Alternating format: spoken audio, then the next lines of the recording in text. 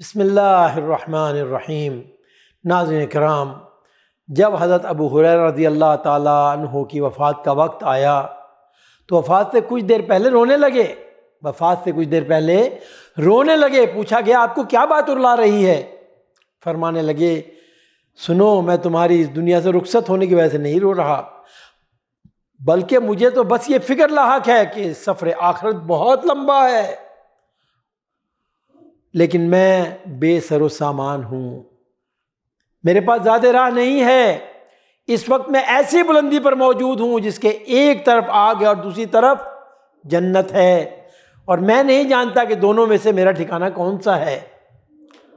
حضرت ابو سلمہ رضی اللہ تعالیٰ عنہ بیان کرتے ہیں کہ ابو ہریرہ نے ہم سے کہا تھا کہ سنو، جب میں فوت ہو جاؤں تو مجھ پر نوحہ مت کرنا، میرے جنازے کے ساتھ آگ مت لے کر جانا، اور مجھے دفن کرنے میں جلدی کرنا۔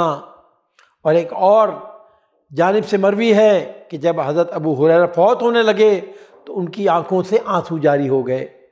جب اس کی وجہ دریافت کی گئی تو جواب دیا مجھے لمبے سفر کی ہولناکی اور بے سر و سامانی رلا رہی ہے۔